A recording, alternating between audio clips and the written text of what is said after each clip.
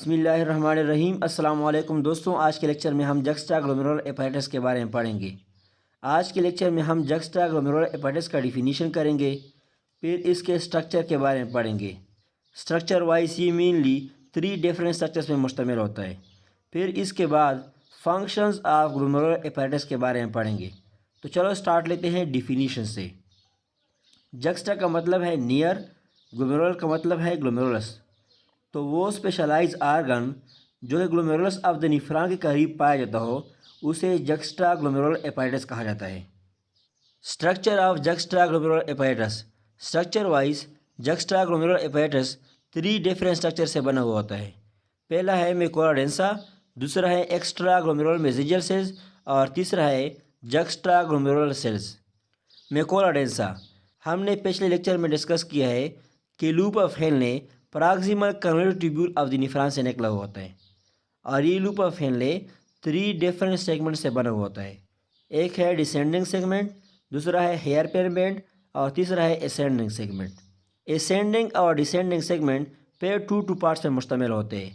एक है thick descending segment और दूसरा है थिन असेंडिंग सेगमेंट। इस तरह एक है थिन असेंडिंग सेगमेंट और दूसरा है thick ascending segment. Thick ascending segment loop of Henle का लास्ट पोर्शन है। इससे पहले कि ये thick ascending segment distal convolutive tubule में ओपन हो जाए, पहले यहाँ पे इसकी इंड पोर्शन से मेकोला डेंसा की फॉर्मेशन हो जाती है। मेकोला डेंसा एफेरेंट और इफेरेंट आर्ट्रियोल के बीच में पाया जाता है।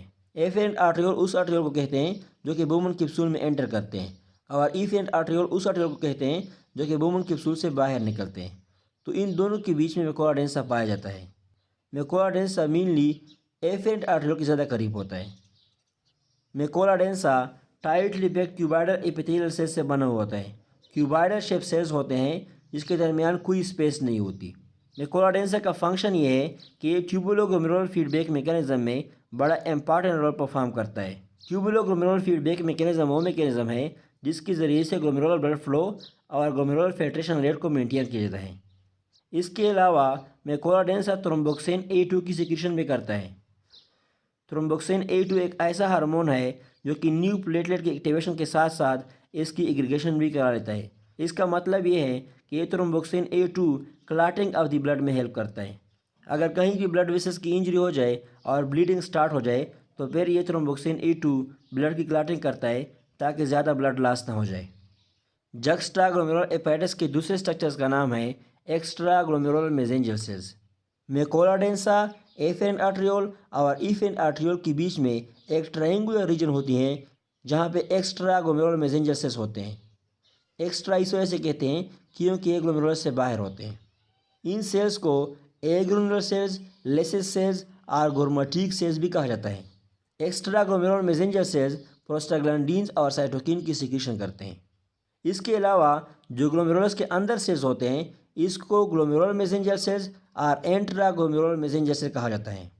Mesangium usually space between the 2 blood vessels को कहते हैं। तो वो सेल्स जो मेसेंजियम में पाए जाते हैं उसको मेसेंजियल सेल्स कहते हैं।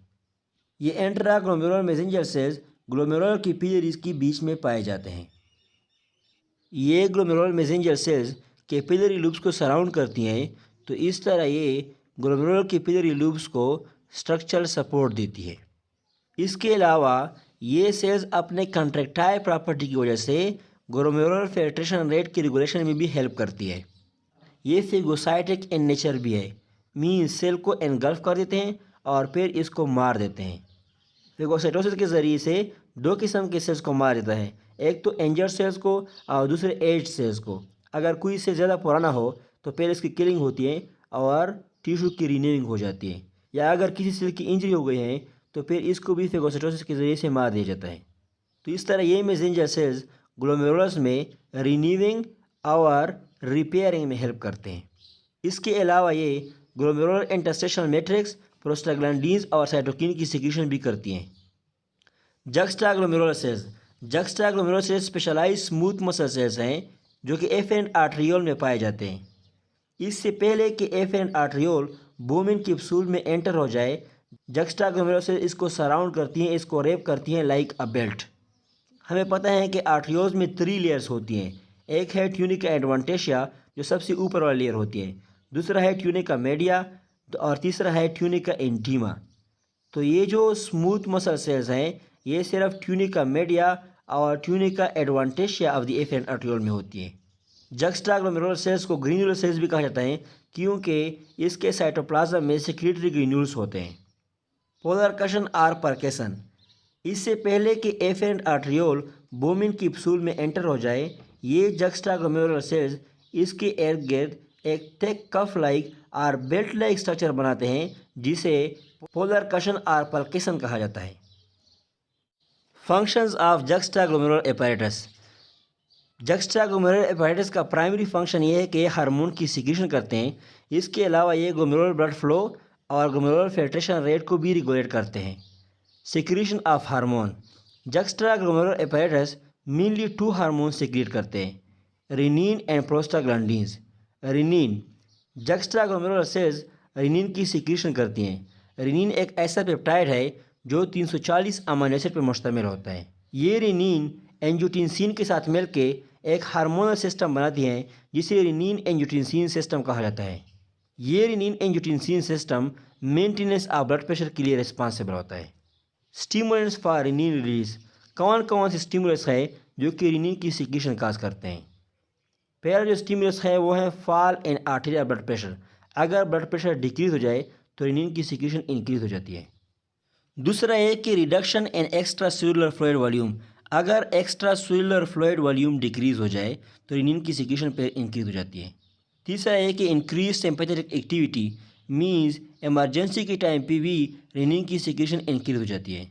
चौथा है कि decrease load of sodium in chloride and macula densa, अगर मैकुला डेंसा में सोडियम और क्लोराइड की कंसनट्रेशन डिक्रीज हो जाए तो फिर रेनिन की सिक्रीशन स्टिमुलेट हो जाती है। तो ये चारों फैक्टर रेनिन की सिक्रीशन के लिए रिस्पॉन्सिबल है।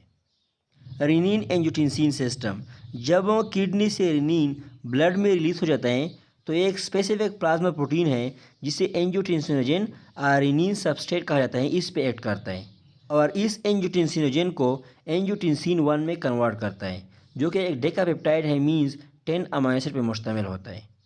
एंजियोटेंसिन 1 पे फिर एंजियोटेंसिन कन्वर्टिंग एंजाइम एक्ट करते हैं और इसको एंजियोटेंसिन 2 में कन्वर्ट करते हैं जो कि एक ऑक्टापेप्टाइड है, मींस 8 अमीनो एसिड पर मुश्तमिल होता है। Angiotensin converting enzyme mainly lungs में सीक्रेट होता है, इस वजह से एंजियोटेंसिन 1 की कन्वर्जन एंजियोटेंसिन 2 में मेनली लंग्स में होती है। एंजियोटेंसिन 2 की हाफ लाइफ कम होती है क्योंकि इस पे एक एंजाइम एक्ट करते हैं जिसे एंजियोटेंसिनेज कहते हैं। एंजियोटेंसिनेजेस इस एंजियोटेंसिन 2 की डिग्रेडेशन करते हैं और इसको एंजियोटेंसिन 3 में कन्वर्ट करते हैं जो कि एक हेप्टापेप्टाइड है, मींस 7 अमीनो एसिड पर मुश्तमिल होता है। ये एंजियोटेंसिनेजेस रेड ब्लड सेल्स और वास्कुलर बेड्स में पाया जाता है। वास्कुलर बेड्स ब्लड वेसल के नेटवर्क को कहते हैं जो कि एक स्पेसिफिक टिश्यू और आर्गन को सप्लाई करते हैं। इसमें आर्टेरियल और वेनस सिस्टम दोनों आते हैं। इसके बाद एंजियोटेंसिन 3 एंजियोटेंसिन 4 में कन्वर्ट हो जाता है जो कि एक हेक्सापेप्टाइड है, मींस 6 अमीनो एसिड पर मुश्तमिल होता है। एक्शंस ऑफ एंजियोटेंसिन्स, अब डिफरेंट एंजियोटेंसिन्स क्या क्या फंक्शन परफॉर्म करते हैं। एंजियोटेंसिन 1 फिजियोलॉजिकल इनएक्टिव होता है और कोई फंक्शन परफॉर्म नहीं करता। ये सिर्फ एंजियोटेंसिन 2 के लिए प्रिकर्सर का काम करता है, मींस एंजियोटेंसिन 2 एंजियोटेंसिन 1 से सिंथेसाइज होता है। एंजियोटेंसिन 2 सबसे एक्टिव फॉर्म है। ये डिफरेंट टिश्यूज़ और आर्गन पे एक्शन परफॉर्म करते हैं। Actions on blood vessels, angiotensin directly and indirectly blood pressure को इंक्रीज़ कर सकता है। डायरेक्टली ये ब्लड प्रेशर को इस तरह इंक्रीज़ करते हैं कि ये ब्लड वेसल्स पे एक्ट करते हैं और इसके वाजो कंस्ट्रक्शन करते हैं क्योंकि ये आर्टरियोल्स की वाजो कंस्ट्रक्टर है। जब इसके दूसरे फंक्शन डिस्कवर नहीं हुए थे, सिर्फ ये वाला फंक्शन डिस्कवर था, तो उसी टाइम पे इसको हाइपरटेंसिन भी कहा जाता था, means blood pressure increasing agent, hypertension causing agent.